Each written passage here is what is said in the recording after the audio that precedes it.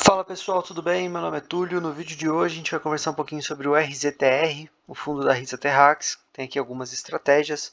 A gestão está se esforçando para melhorar o relatório, então ela tentou aqui destrinchar um pouquinho mais suas estratégias, trouxe aqui algumas imagens para facilitar o entendimento. Então vou comentar disso com vocês. Vou comentar também atualizações do fundo. A gente vai falar um pouquinho sobre as commodities, sempre importante acompanhar. E também a gente vai ver ali no final do relatório a gestão detalhando as suas estratégias para o futuro do fundo. Ela vai ali vender um ativo, vai comprar outros, a gente vai conversar um pouquinho sobre isso. Então vamos lá. Taxa de administração 1,25, taxa de performance 20% do QCD ou CDI mais 2, é a taxa que atualmente esses tipos de fundo têm cobrado. Quem sabe no futuro eles melhoram, sempre comento isso. Dividend yield anualizado, então aqui 12,67%, o fundo vem pagando bem. Aqui a grande questão dele é que ele tem uma taxa pré-fixada, então quando comparada aos títulos de renda fixa, esse valor aqui sofre um pouco, né? E por isso a cotação vai sofrendo, mas isso a gente vai conversar daqui a pouco. Valor de mercado da cota no fechamento do relatório R$ 85,07.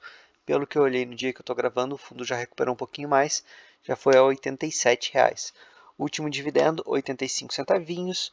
Números de ativos 14, o valor patrimonial da cota R$ 95,37. Então aqui a gente vê um deságio considerável, né? Mais de R$ 10 aqui de diferença. Número de investidores, praticamente 87 mil investidores, o fundo cresceu legal, né? Taxa de arrendamento médio dos contratos, 12,10, que é aqui a taxa pré-fixada que a gente vai ver daqui a pouco. Liquidez, então, ela é boa, acima de 2 milhões, super tranquilo. Bom, vamos lá. Aqui o gestor passa rapidamente por uma questão do cenário macroeconômico, vale a pena a leitura, que ele destaca esses 3 pontos, está bem fácil de ler. Mas vamos aqui ao que interessa, que é o acompanhamento tanto da safra do Terrax quanto das commodities. Então, o mês de abril foi marcado pelas condições de climas favoráveis para o desenvolvimento do algodão e milho safrinha, com altas temperaturas e chuvas contínuas, especialmente no Mato Grosso e Goiás. Nos estados do Nordeste, as últimas chuvas não prejudicaram a fase final da colheita e foram de grande importância para o início do desenvolvimento das culturas de cobertura. Se as condições de clima favorável continuarem, caminhamos bem para uma excelente segunda safra, tanto no algodão quanto no milho. Aqui então, pessoal, é a parte mais legal do relatório para a gente acompanhar mesmo sobre as fazendas. Inclusive aqui eles poderiam destrinchar um pouco mais, são vários ativos, eles poderiam trazer 2 ativos por mês, para a gente ter algum tipo de atualização, seria bem legal, mas essa parte aqui eu acho bem rica. Sobre as commodities, então vou comentar rapidamente sobre soja, milho e algodão, mas vale a leitura, tá pessoal? Então a soja aqui ele fala que a super safra brasileira, somada à baixa demanda do grão, especialmente da China, e também a semeadura da safra nos Estados Unidos avançando dentro do esperado, esses 3 fatores têm pressionado as cotações do grão no Brasil e na Bolsa de Chicago. Então quando pressiona preço, pessoal, a gente tem que ficar ligado no produtor, porque ele vai ter uma margem um pouquinho mais apertada, então é isso que a gente tem que ficar atento. Milho, as perspectivas de boa produção e o atraso na comercialização da safra têm feito grande pressão nas cotações do milho, gerando tensão nas margens de rentabilidade do produtor. Então, caso semelhante aqui, né, na questão das margens, a gente tem que ficar ligado. Milho, no relatório passado, ele já tinha indicado esse caminho. O algodão é o que vem sofrendo há mais tempo, então é esperado aqui uma atualização não tão boa. Então, as incertezas sobre a economia global, principalmente com o risco de recessão nos Estados Unidos e zona do euro, tem feito com que a demanda de pluma continue baixa. E aqui ele vai destrinchando um pouquinho mais sobre o algodão, também é uma commodity para ficar de olho. Obviamente, pessoal, que a gente está falando do Brasil, um país com um agro muito forte, com suas commodities muito demandadas, então a gente tem que estar atento, mas sempre com cautela. Então, quem é cotista do fundo, não se desespere, são movimentos aqui normais dentro do mundo agro. O importante é estar acompanhando, é estar estudando, porque quando ou se né, o fundo passar por alguma adversidade, quem estuda, obviamente, consegue perceber isso antes, e aí se tiver que sair do fundo, sai com antecedência antes da cotação ela cair. Pessoal, se estiverem gostando do conteúdo, não se esqueçam o like, isso ajuda demais aqui na divulgação do canal e também de se inscrever. Eu voltei a pedir aqui com um pouco mais de ênfase, o pessoal voltou a se inscrever, então muito obrigado. Estou aqui na meta de chegar a 2.000 inscritos até o final de maio, seria muito legal.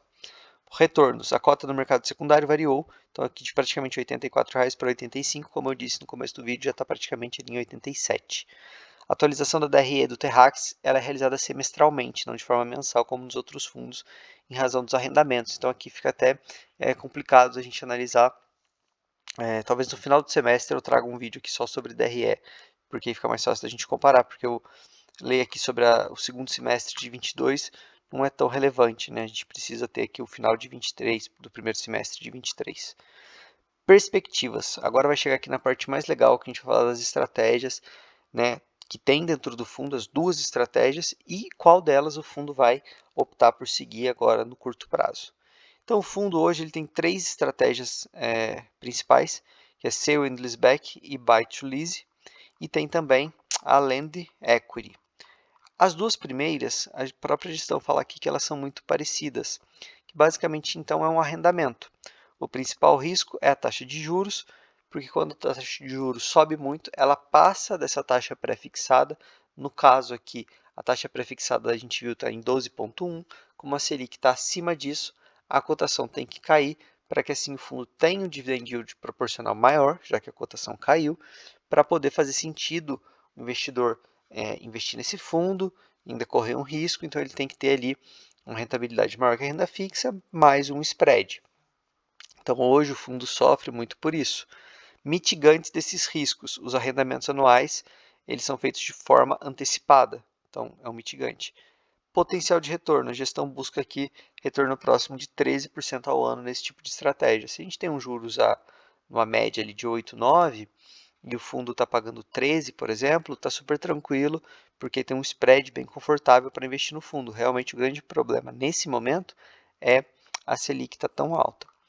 A gestão traz aqui também a principal vantagem desse tipo de estratégia é o risco de calote muito baixo, porque como a fazenda já está dentro do portfólio do fundo, caso tenha um inadimplemento ali, ele simplesmente resolve o contrato e a opção de recompra retirada, então o fundo já consegue acessar a garantia.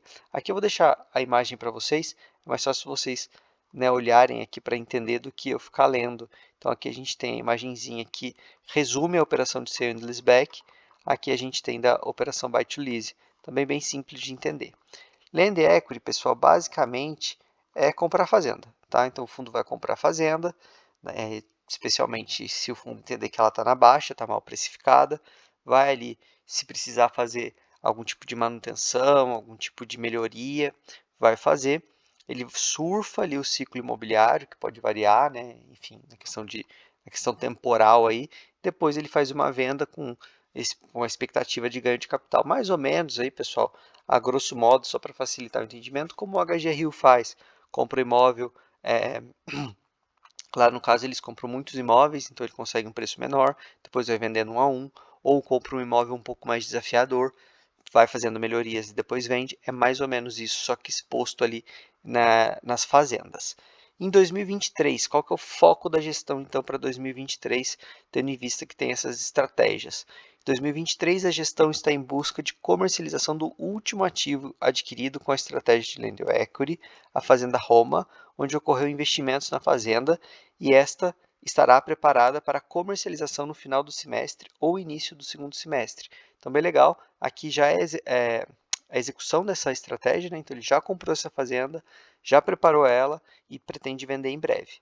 Além disso, o fundo deve receber algumas parcelas de recompra dos ativos e deve focar seus esforços em aquisições que possam trazer ganho de capital para o fundo através de valorização imobiliária. Então, ele vai finalizar ali uma venda, comercialização, ele vai receber ali as parcelinhas do arrendamento, obviamente que ele distribui ali o lucro, mas o principal voltou e aí ele quer focar em comprar outras fazendas. Pelo momento, pessoal, com os juros elevados, pouca liquidez no mercado, pode ser uma estratégia interessante, tá? Isso é a minha leitura, porque a gente vê muitas coisas baratas, obviamente que fazenda é um tipo, né, de negociação específica, você tem que confiar muito na gestão, porque é um mundo próprio. A gente vê vários fundos nesse setor sofrendo, principalmente com as compras, mas a Risa é uma gestora interessante, eles precisam melhorar a comunicação, estão se esforçando, mas entendem do agronegócio, então eles podem conseguir aqui boas compras.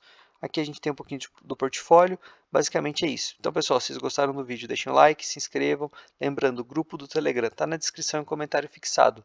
Valeu!